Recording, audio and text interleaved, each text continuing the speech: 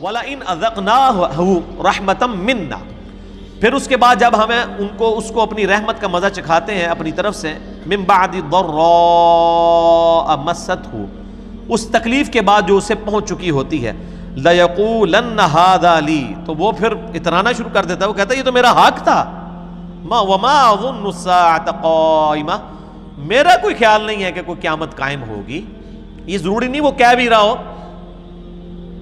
زبان حال سے بھی کہہ رہا ہوتا ہے۔ جو لوگ اپنی مرضی کی زندگی گزار رہے ہیں بیسیکلی وہ تو یہ اناؤنسمنٹ کر رہے ہیں نا کہ آخرت کوئی نہیں ہے، ورنہ جسے یہ یقین ہو کہ آخرت ہے تو وہ اپنے یتیم بھتیجوں کا یا بھانجوں کا یا بھانجیوں کا بھتیجیوں کا مال ہڑپ کر سکتا ہے، جسے یہ پتا ہو میں نے مرنا ہے، اور مرنے کے بعد یہ مال جو سورۃ النساء میں ہے کہ جو لوگ یتیموں کا مال ناحق کھاتے ہیں وہ اپنے پیٹ میں دوزخ کی آگ بھر رہے ہیں، جسے یہ یقین ہو تو وہ کبھی یہ کر سکتا ہے؟ ناٹ ایٹ آل، کبھی نہیں کر سکتا، سوچ بھی نہیں سکتا۔ وَلَئِن رُجِعْتُ، اور اگر میں اللہ کے پاس چلا بھی گیا، اِلَىٰ رَبِّی، اپنے رب کے پاس، إِنَّ لِي عِندَهُ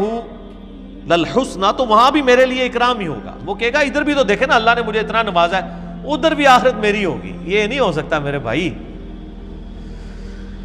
فَلَنُنَبِّئَنَّ الَّذِينَ كَفَرُوا بِمَا عَمِلُوا، ایسے ناشکروں کو ہم ضرور بتا دیں گے جو کچھ وہ کیا کرتے تھے دنیا میں، وَلَنُذِيقَنَّهُم مِّنْ عَذَابٍ غَلِيظٍ، اور ایسے لوگوں کو ہم گاڑا عذاب دیں گے۔ یہ نہیں ہو سکتا کہ دوویں جہاں نہیں مٹھے باؤ، دوویں جہاں نہیں مٹھے ہو سکتے، مٹھی میں اگر یہ جان لیا پھر آخرت تو چھوٹ جائے گی، دنیا میں آپ کو وہ ساری تکلیفیں گزارنی پڑیں گی، پھر آخرت کی ہمیشہ کی کامیابیاں ہوں گی۔ وَإِذَا أَنْعَمْنَا عَلَى الْإِنسَانِ أَعْرَضَ وَنَأَىٰ بِجَانِبِهِ، اور جب ہم احسان فرماتے ہیں انسان پر تو وہ روگردانی کر لیتا ہے، پہلو تہی کرتا ہے ہم سے۔ وَإِذَا مَسَّهُ الشَّرُّ، اور جب اسے تکلیف پہنچتی ہے، فَذُو دُعَاءٍ عَرِيضٍ، اور لمبی چوڑی وہ دعائیں کرنا شروع کرتے ہیں۔ یہ دنیا میں بھی ہم دیکھتے ہیں، کئی لوگوں کو دیکھتے ہیں جب ان کے اوپر تکلیف آتی ہے تو تسبیح انہوں نے ہاتھ میں پکڑ لی ہوتی ہے، مسجد کے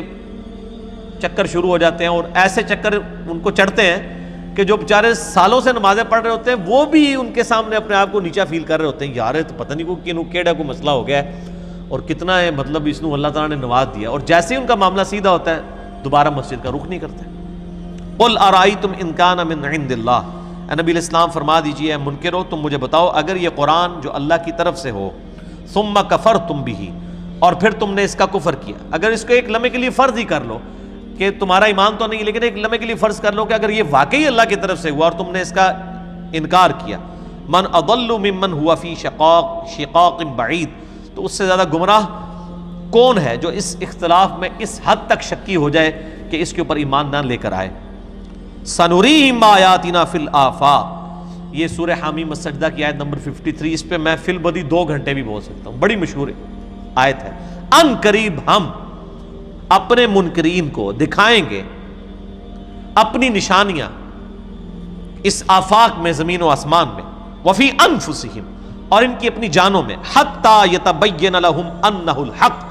یہاں تک کہ ان پہ یہ بات کھل کے سامنے آ جائے گی کہ یہ قرآن حق ہے۔ ان قریب ہم زمین و آسمان میں اور ان کی اپنی جانوں میں ایسی نشانیاں ان کافروں کو دکھا دیں گے، یہ چیخ اٹھیں گے کہ قرآن اللہ کا کلام ہے، اللہ کا وجود برحق ہے۔ اور آج سائنٹیفک فیلڈ نے جس لیول تک ترقی کی ہے، اسٹرانومی کی فیلڈ میں، ایمبریولوجی کی فیلڈ میں، جیولوجی کی فیلڈ میں، واقعی اس ایک سپریم بینگ کو، سپر نیچرل ایجنسی کو، کریٹر آف دا یونیورس کو ماننے کے لیے لوگ تیار ہو گئے۔ یہ پاسبل ہی نہیں ہے کہ اتنا کمپلیکس ڈیزائن کس طرح خود بخود بن گیا۔ اولم یکفی بربک، کیا ان کے لیے کافی نہیں ہے، انہ علی کل شیء شہید، کہ اللہ تعالیٰ ہر چیز پر گواہ ہے۔ دیکھیں یہ اللہ تعالیٰ کا ایک بہت بڑا ایک اللہ کی کوالٹی ہے، ایک تو ہے کہ اللہ کریٹر آف دا یونیورس ہے، ایک یہ کتنی بڑی کوالٹی ہے کہ کائنات بنا کے چھوڑ نہیں دی ہوئی ہے بلکہ ہر چیز کے اوپر گواہ ہے۔ اس کے اوپر کبھی غور کریں،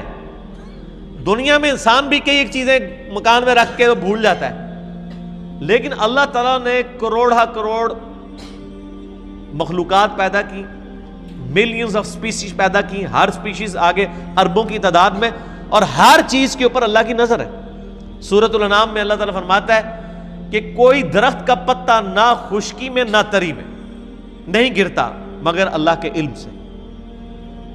اور زمین کی گہرائی میں کوئی دانہ نہیں پھوٹتا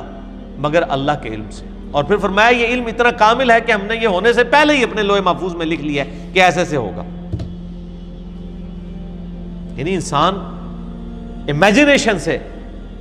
بیونڈ ہے یہ چیز کہ اللہ تعالیٰ نے نہ صرف چیزوں کو پیدا کیا بلکہ ہر ایک چیز کے اوپر نگاہ بھی رکھی ہوئی ہے، بنا کے چھوڑ نہیں دی ہوئی ہیں وہ چیزیں۔ الا انہم فی مریۃ من لقاء ربہم،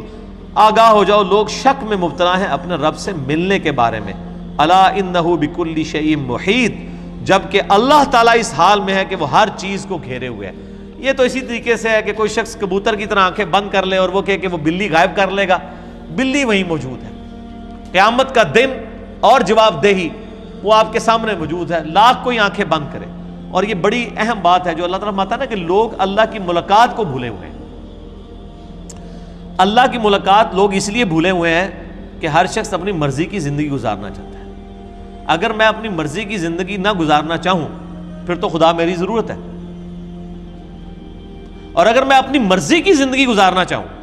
اس دنیا کے اندر تو سب سے پہلے مجھے اللہ سے جان چھڑانی پڑے گی، کیونکہ وہ تو مجھے اپنی زندگی مرضی کی نہیں گزارنے دے گا، وہ تو کہے گا میری مرضی کی زندگی۔ یہ خواہش انسان کی انشاءاللہ پوری ہوگی لیکن جنت میں، اس دنیا میں نہیں پوری ہو سکتی۔ اس دنیا میں جو اللہ کی مرضی کی زندگی گزارے گا